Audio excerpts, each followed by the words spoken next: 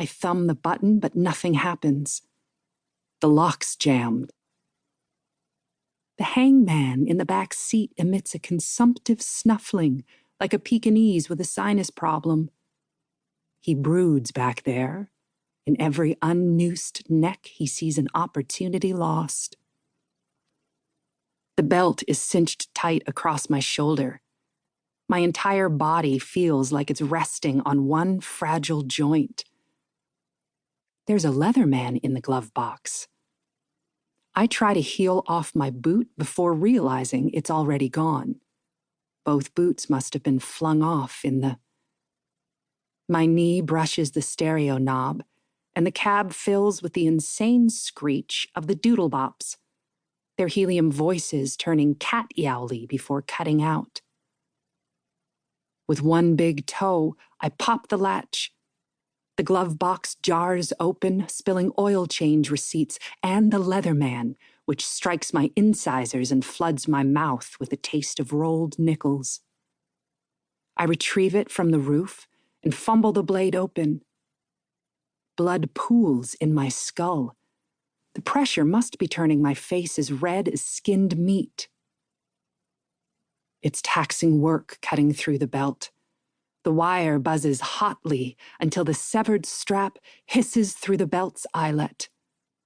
I complete a graceless backward somersault, and in that frictionless second, my head swivels to force a confrontation with the scene I've been avoiding. "Ah," breathes the sharp-toothed one. "Isn't that a treat?" A tree limb is spiked through the Volvo's windshield. The safety glass is crumbled around the hole it made entering our world. The branch pierced the driver's side airbag. Shreds of white ballistic nylon still cling to its bark before carrying on into Dan's... Oh, I remember this tree. I'd seen it lurking within a copse of its brethren, just off the unplowed corduroy road. A tree waiting on this very chance with one of its branches projecting at a perfect 90-degree angle.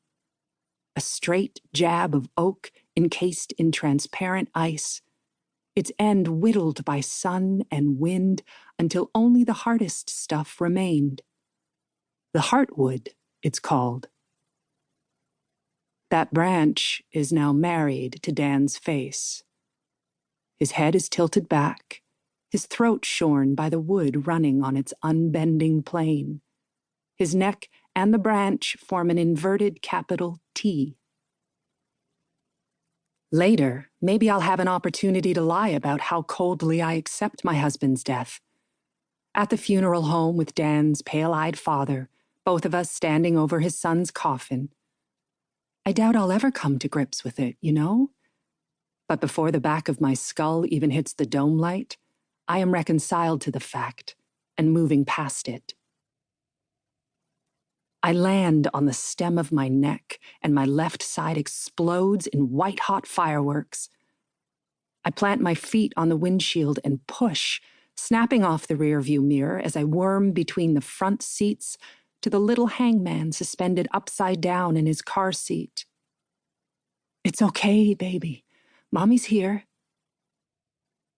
Charlie is fastened by a meshwork of straps with his head socked between two fabric bananas. When we drove home from the hospital with him 2 months ago, Charlie's head hung at a terrifying cockeyed angle on his neck. "Yikes, that looks painful," Dan said.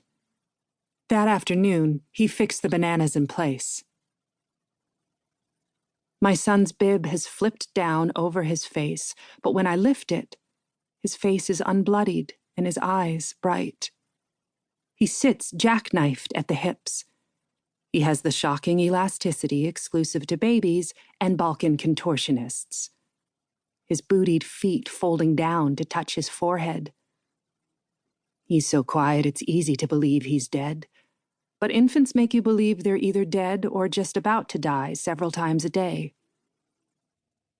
The moment I reach for him, blood begins to foam out of his nose, as if my fingertips released it. It bubbles.